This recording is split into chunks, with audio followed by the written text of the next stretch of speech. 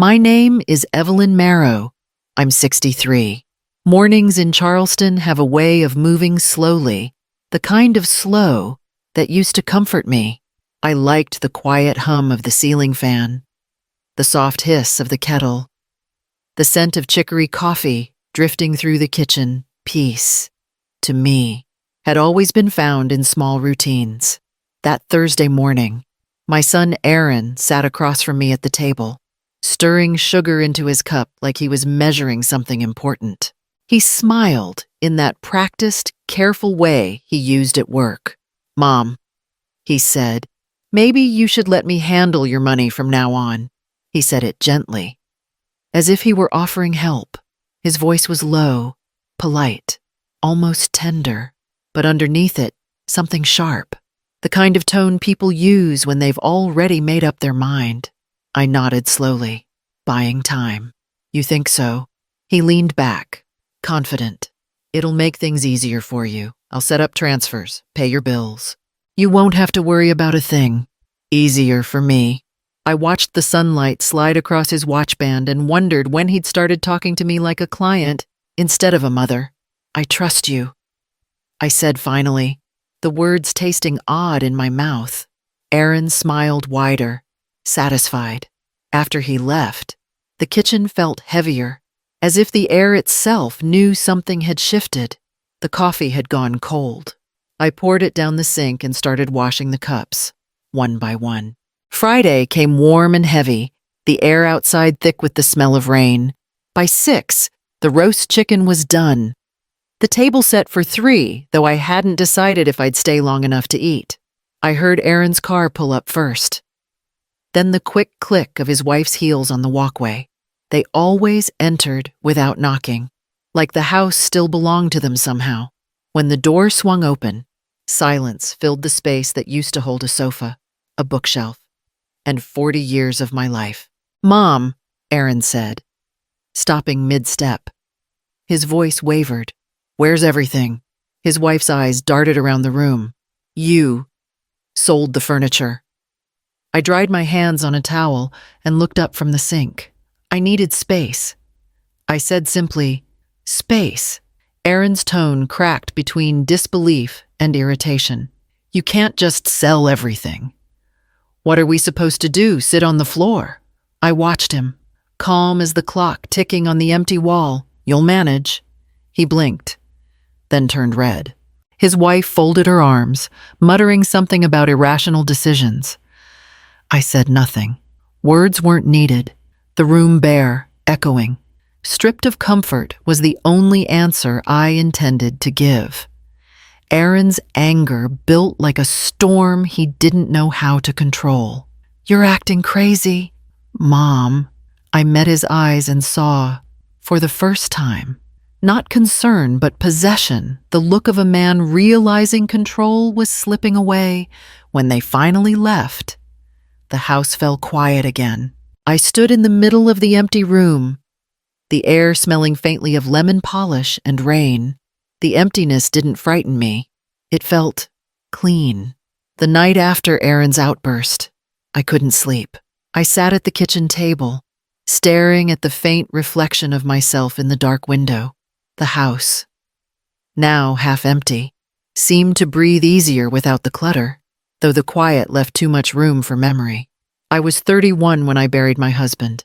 The doctors said heart failure, but it felt more like the world had stopped paying attention.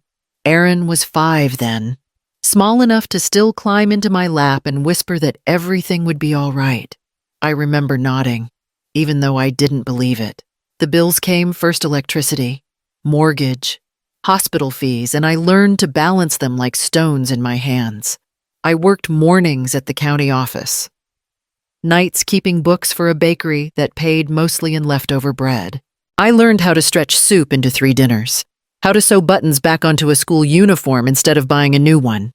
Aaron never saw the exhaustion. I kept it hidden, the way mothers do. He grew up in clean clothes, never missed a school trip, never noticed the lights I sometimes left off to save on the bill. When he got into college, I took out a small loan to cover what scholarships didn't. He told me I was the strongest person he knew. I carried those words like a medal, even when the weight nearly broke me. Back then, his pride was my reward. I told myself it was worth every sleepless night, every secondhand dress, every canceled vacation. I wanted him to believe life could be kind. And for a long time, I thought it had worked. But somewhere between gratitude and comfort, something changed. The boy who once brought me wildflowers from the yard began to measure love in what I could give. Maybe I taught him that giving never ends. Maybe I forgot to teach him what it costs. The clock in the hall ticked softly, steady as breath. Outside, rain began to fall against the windows. Slow and rhythmic, I folded my hands together and closed my eyes. Somewhere deep inside, beneath years of quiet endurance, a question began to take shape, one I'd never dared to ask before. Fridays used to mean something. When Aaron first started visiting after moving out, I'd spend all morning preparing roasting chicken, setting the table, buying the wine he liked. I thought it was our way of keeping family close, of preserving what time and distance usually take away. But over the years, the visits became routine, mechanical. 6 o'clock sharp, the sound of his car in the driveway, then the door opening without a knock. His wife would walk in first. Perfume, strong and polite smile fixed. Aaron followed, phone already in his hand, scrolling even as he said hello. They never brought anything not flowers, not a bottle of wine, not even a loaf of bread. I told myself they were busy, that coming at all was a kind of love. We'd sit down to dinner, and I'd listen as they talked about promotions, house renovations, vacations. I'd nod, refill their glasses, laugh at the right moments. When the plates were clean, they'd thank me, stand, and be gone before the coffee finished brewing. It went on for years, 3 dinners a month, dozens of meals, hundreds of polite words that said nothing real. I didn't notice the quiet after they left. Not at first. I was too tired, too grateful for company. Even the shallow kind. My 60th birthday came on a gray February evening. I didn't expect much. Just a visit. Maybe a small cake.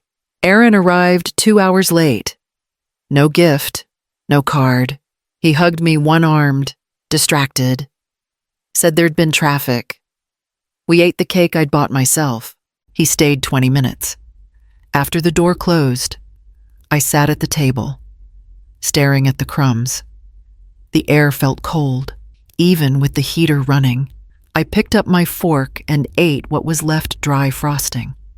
Silence. And the final taste of illusion.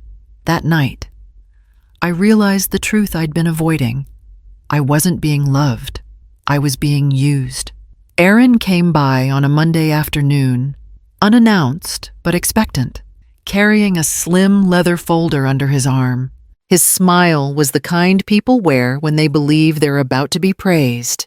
"Mom," he said, setting the folder on the kitchen table. "I've drawn up some papers. Nothing complicated, just authorizations to make things easier for you. Paying bills, managing transfers, that kind of thing." His tone was casual, but rehearsed. I could tell he'd practiced it gentle enough to sound caring, firm enough to leave no room for argument. I wiped my hands on a dish towel and sat down. He opened the folder, spreading out 3 neatly printed pages. I glanced over them, pretending to read quickly, but my eyes caught the small print. The legal phrasing that revealed everything: authorization to access, transfer, and close accounts at his discretion. I felt my pulse in my fingertips. "That's a lot of trust," I said quietly. Aaron smiled. "That's family." He handed me a pen. For a long moment, I held it between my fingers. Then I set it down gently. "I'll read this properly tonight," I said. He hesitated, just a flicker of irritation crossing his face before he smoothed it away. "Of course. It's just formality, Mom." When he left, the kitchen grew still again. The late sun cast pale lines across the papers, like prison bars made of light. I placed them in the center of the table. untouched. I didn't tear them up. I didn't sign. I simply stared until the shadows stretched long and the sky turned dark. That night, I lay awake, the folder still on the counter, glowing faintly under the lamplight. Whatever this was, it had begun, and this time, I wasn't the one who would lose. Monday morning came gray and windless, the kind of morning that makes the world feel paused. I dressed carefully. Jeans, cardigan, the good shoes, and walked the 5 blocks to the First Citizens Bank. The teller, a young woman with soft curls and a tired smile, greeted me like she always did. "Morning, Mrs. Marrow. What can I help you with today? I'd like to see the last 6 months of transactions," I said. My voice came out steady, though my hands trembled just slightly against the counter. She nodded and printed several sheets, the paper warm when she handed it to me. I stepped aside, sat down in the small waiting area, and began to read, line by line, the familiar deposits, my pension, the part-time bookkeeping income, and then a withdrawal that made my pulse quicken. 1,000 from an ATM I'd never used. Then another. 3 weeks later, $1,500, a different branch on the north side of town. I blinked, checking the numbers again, hoping I'd misread, but the dates were clear. Both within the months Aaron had been helping me fix the internet, rearrange my documents, borrow my purse just for a minute. I walked back to the counter. "Can you confirm how these withdrawals were made?" She typed something on her screen, then frowned. "With your debit card, ma'am." Inserted chip, correct PIN. My stomach dropped. "So, not a transfer, not online." She shook her head. "In person." I thanked her quietly and asked for copies of everything. She hesitated, as if she wanted to ask questions, but I didn't give her room. I just smiled politely, the kind of smile you use when you're holding something heavy and can't afford to let it drop. Back home, I spread the papers across my kitchen table. The numbers stared back like small confessions: date, time, amount, proof. The house was silent, except for the clock ticking above the sink. For years, I'd thought pain came from loss of people, of time, of hope. But this was different. This was betrayal, and betrayal had a colder taste. I gathered the papers into a neat stack, smoothed them flat with my hand, and left them there beside the untouched folder Aaron had brought. The air in the room felt thinner, sharper. Something inside me had broken, but in that breaking, something else had begun to harden. The next morning, I took the stack of papers from the kitchen table, slipped them into a manila folder, and walked to the bus stop. The ride downtown was quiet, just the hum of the engine and the soft sway of traffic through Charleston's narrow streets. The city looked beautiful, that morning sunlight flickering off the harbor, tourists wandering with cameras, but none of it reached me. The brass plaque outside the old brick building read, "Whitaker and Dean, attorneys at law." I hesitated before pushing the door open.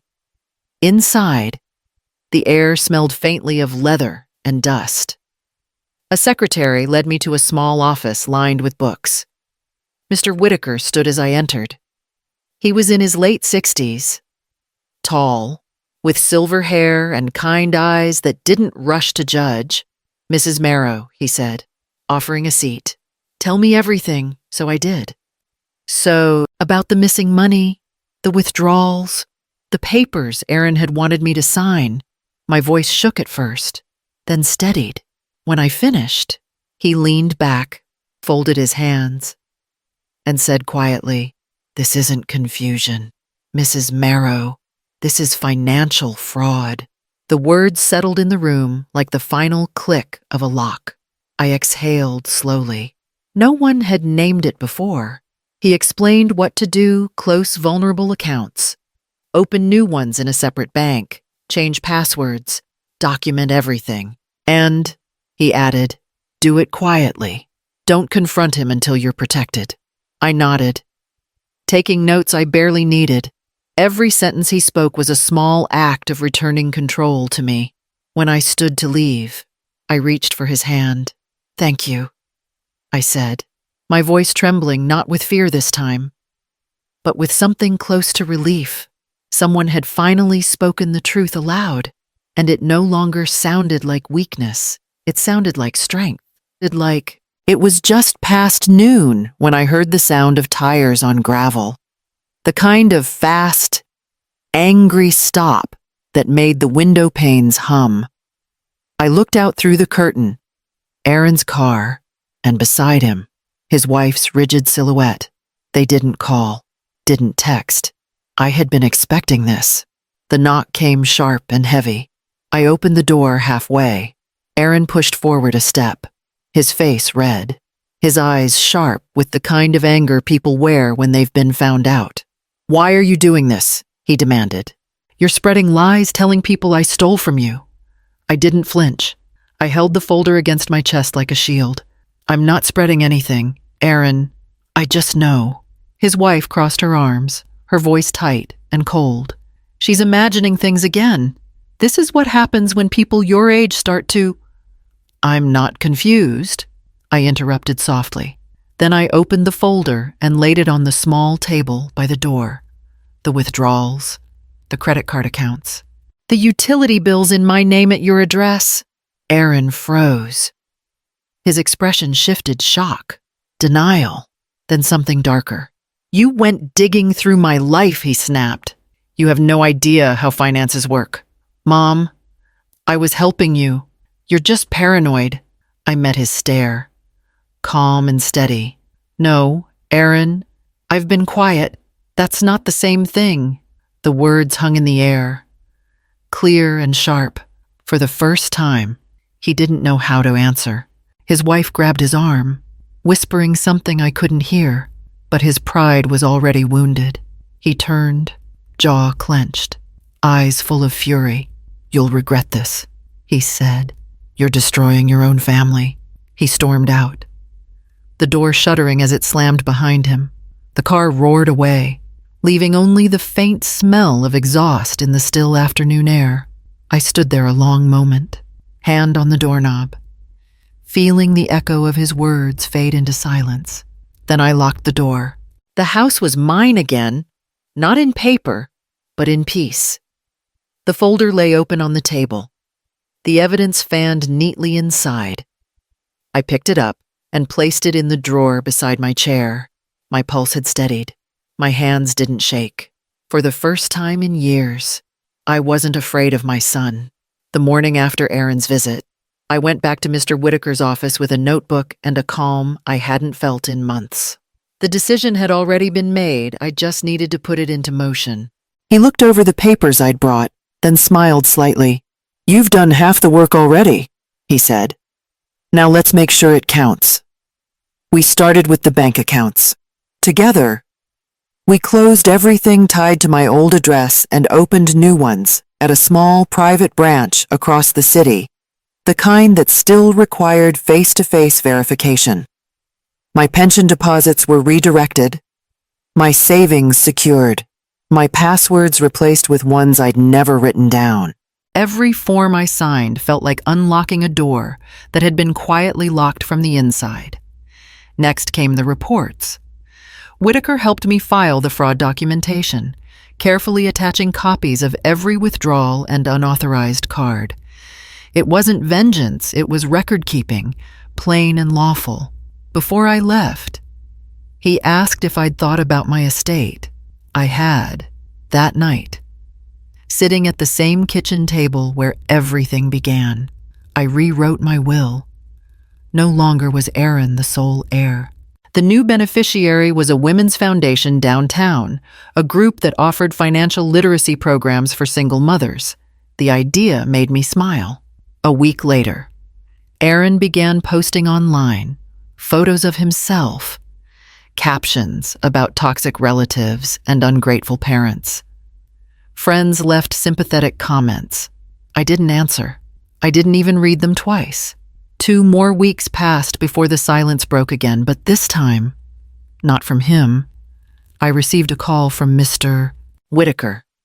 The credit bureau has processed the reports. His fraudulent accounts are frozen. Employers sometimes see that.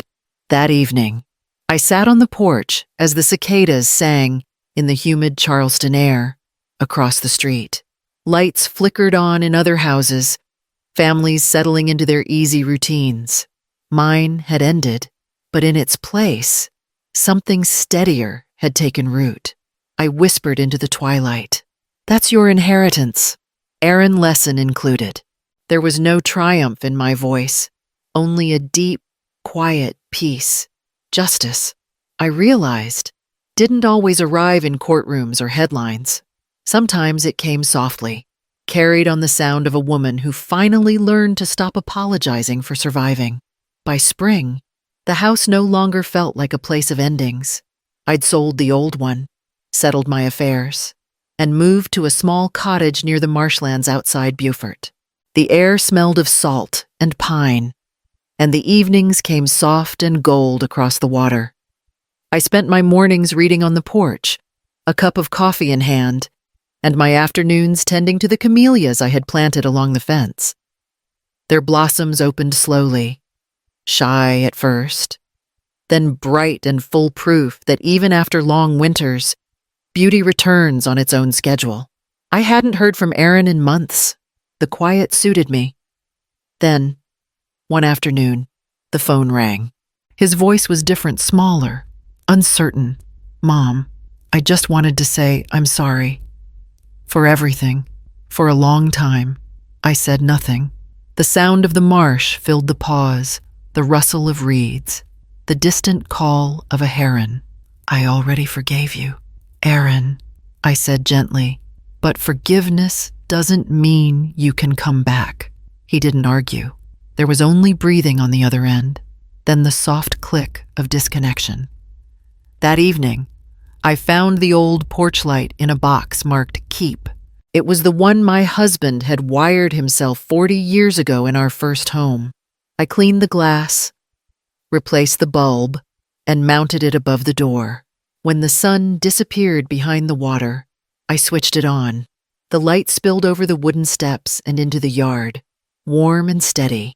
"This light isn't for waiting anymore," I whispered to the night. "It's for peace." The marsh wind carried the words away, but their meaning stayed with me, in the quiet glow of a life finally my own.